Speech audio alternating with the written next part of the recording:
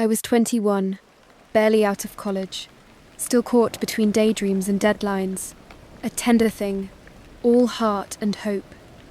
Love, especially love at first sight, was my personal myth, a story I kept telling myself. It was a Saturday night, one of those last-minute house parties, thrown together with mismatched wine glasses and fairy lights taped to the ceiling. The apartment smelled of cinnamon candles and leftover pizza. I came straight from a bookstore shift, still in my pale pink sweater, a little frayed at the sleeves, and boots that belonged to someone else 2 sizes ago. I hadn't planned to stay long. That was before I saw him. Daniel. He had that kind of face that made the noise in the room fade. Tall, tousled dark hair, eyes with stories behind them, and a grin like he already knew mine. He was sitting on the windowsill with a half-empty beer, lazily spinning a coin between his fingers. When our eyes met, I swear something shifted in the air, like a needle finding its groove.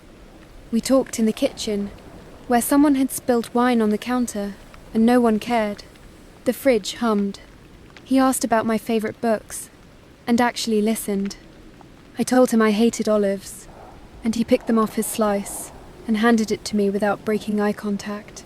We shared childhood stories like secrets, laughed until our cheeks hurt. By the time the night faded into dawn, and my phone buzzed with a forgotten alarm, I had a new contact in my phone and butterflies in my stomach that wouldn't quiet down. The next day, he texted, "Still thinking about your laugh." And just like that, it began. Texts turned into voice notes into late-night calls into tangled limbs and shared morning coffee. With Daniel, the days blurred into a dream of closeness, instant, magnetic, terrifying in how easy it all was. It felt like I'd walked into the middle of a movie I never wanted to end. November arrived with early snow and a soft ache of anticipation. By then, Daniel had melted into every corner of my life. My phone felt empty when he wasn't on it. My coat smelled like his cologne. Our routines overlapped so seamlessly that it felt like we'd known each other forever. We took weekend walks to nowhere, just moving, just talking. He once kissed me under the bare branches of a maple tree in the park, while a dog barked in the distance and an old man played harmonica off-key nearby. I told him about my childhood dream of owning a bookstore in the mountains. He said he'd build it with me. By the end of the month, he invited me to join his friends on a ski trip. I wasn't a skier, barely a snow walker, but I said yes, without hesitation. It felt like stepping deeper into a fairy tale. We drove through winding roads, music on shuffle, his hand resting on my knee as we sang along to The Killers and laughed about nothing. His friends welcomed me with easy smiles and mugs of spiced cider. We shared a tiny cabin that smelled of pine and wet wool. At night, under layers of flannel and thick blankets, he whispered things like, "You're the calm I didn't know I needed."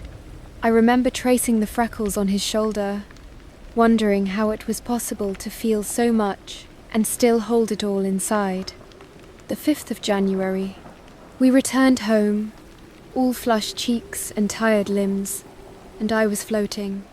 The next morning, he flew out for a work retreat in Egypt. Corporate team building, desert tours, generic hotel breakfasts.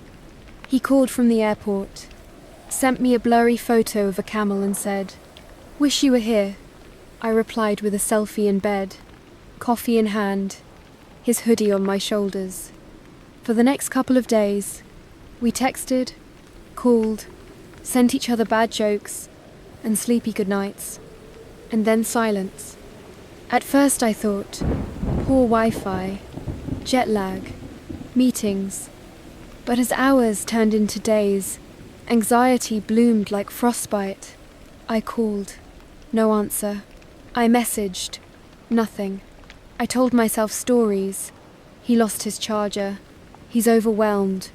He'll call any minute. The minute turned into the longest 3 days of my life. And then, he called. His voice was strange, gentle, careful, like someone treading over ice. "We need to talk," he said. I knew. He sat on my couch, eyes downcast, and confessed. There was a woman at the resort. A mistake. One night. A blur of alcohol and bad decisions. He didn't sugarcoat it. He didn't cry. He just looked. "Sorry. I didn't want to lie to you," he said. "But I also don't know how to live with this." Something broke.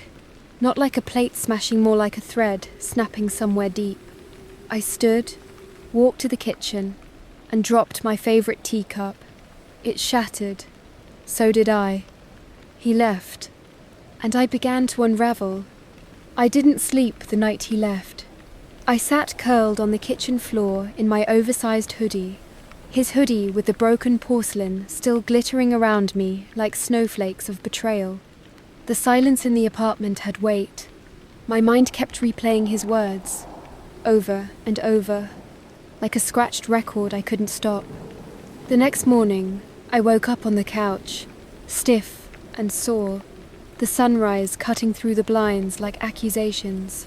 I didn't go to work, didn't call anyone. I drank cold tea and stared at the wall for hours. By the second day, I stopped eating.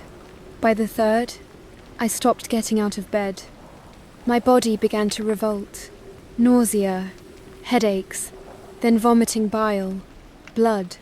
My body was speaking a language I didn't want to understand. Heartbreak as organ failure. Out of desperation, I called him. My voice shook. "I need help." And he came. Of course he did.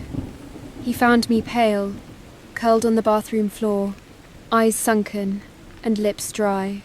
He didn't hesitate, scooped me into his arms like I weighed nothing, and drove me to the hospital.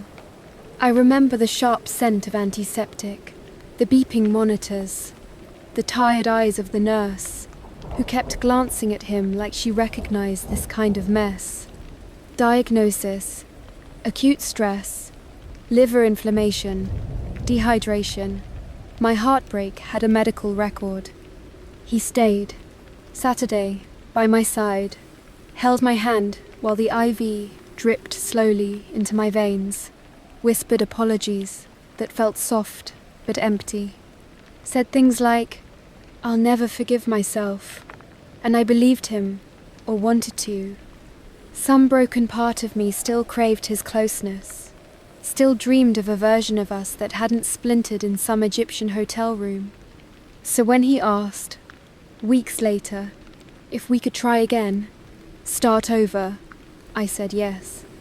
He brought flowers, made pancakes, left notes on my mirror, and I let myself believe that maybe people do change, that maybe love could heal this. But I never stopped checking his phone when he wasn't looking. The beginning of our new beginning felt like a costume party, where I couldn't take the mask off. Daniel tried, he really did.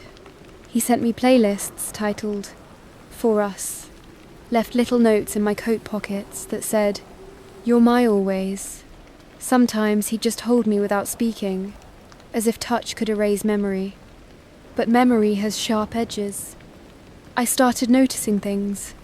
The way he angled his phone away from me when texting. The sudden switch in tone when I walked into the room during his calls. Once, I caught him smiling at a message, and when I asked, he just said, "Work stuff. Trust. Once cracked. Doesn't break with a bang. It crumbles with whispers." One afternoon, I was looking for an old photo on his laptop. He had asked me to help organize his files. That's when I found it, buried deep in a folder named Temp. A photo. Her, the woman from Egypt. She was sitting poolside in a leopard print bikini, posing like she knew someone was watching. Daniel's name was watermarked at the corner. My hands shook. That cursed pattern, that smug tilt of her head. I closed the laptop. quietly, methodically, like diffusing a bomb. I didn't cry. I didn't scream. I went into the bathroom, looked in the mirror, and saw a stranger. Someone who wanted to believe. Someone who loved too hard. Someone who was losing herself to someone else's lies. That night, he made pasta, lit candles, played vinyl. I stared at the plate, at the man across the table who had kissed someone else and brought me roses the next day. I wanted to ask, "Do you think I'm stupid?" But instead I said, "I'm tired." He reached for my hand. "We'll get through this." I nodded, but something inside me whispered, "I won't." He came back, not with flowers, not with grand gestures, just with eyes that looked older, and a voice that trembled when he said my name. He told me he couldn't stop thinking about me, that Egypt was the biggest mistake of his life, that he wanted to fix what he broke. I was still hollowed out when he said, "Let's start over." And I said yes. We tried. We tried so hard. We went back to the coffee shops we once loved, watched old movies with the lights off, bought groceries like a couple again. He left me notes in my coat pockets. I tried to smile when I read them. Then came the proposal. In a quiet restaurant, during a rainstorm, he got down on one knee. The other couples clapped. I nodded yes. It felt like watching someone else move my mouth. Everyone said we were perfect. Friends cried. My mother bought bridal magazines. But at night, when I lay next to him, I couldn't breathe right.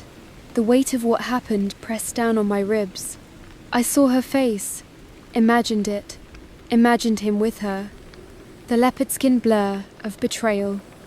One afternoon, I was using his laptop to check our honeymoon flights and found the photo. Her, that woman, leaning against a palm tree in a leopard skin bikini, smirking at the lens. I shut the laptop slowly. My fingers trembled. All the air left the room. For days I tried to forget it.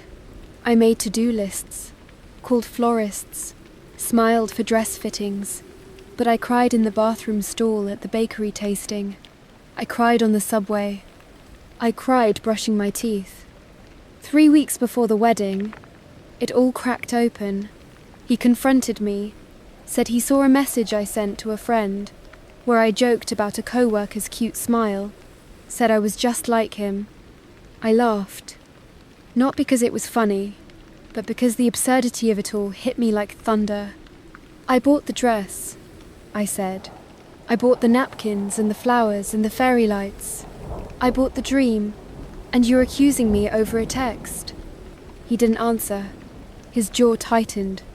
My hands were shaking. That night, I packed a suitcase. I put the dress in a storage box. I deleted the Pinterest board. And I did one last thing. I bought a leopard skin bikini. 2 days later, I boarded a flight to Egypt. I watched the sand roll by from the window. I floated in the Red Sea. I stood under the same sun, where he betrayed me. And somewhere between the dunes and the waves, I let him go.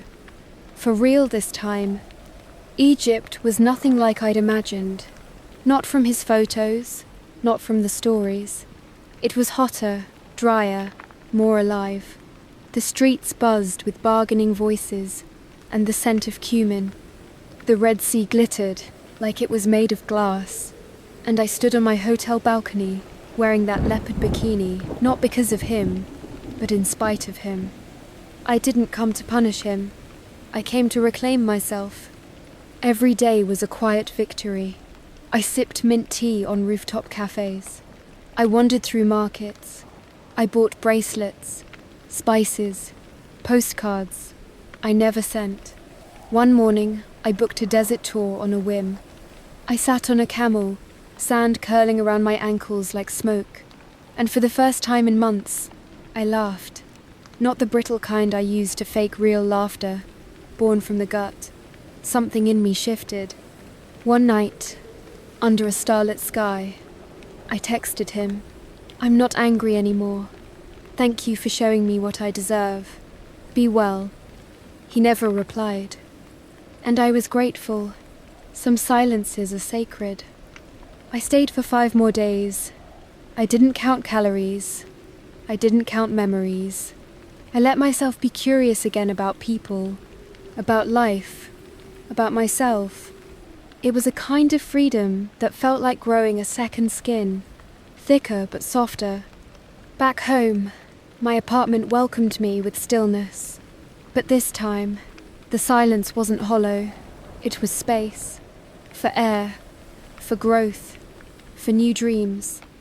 I unpacked slowly, hung the leopard bikini in my closet, started writing again, journals, short stories, bits of poetry, and each word stitched me back together.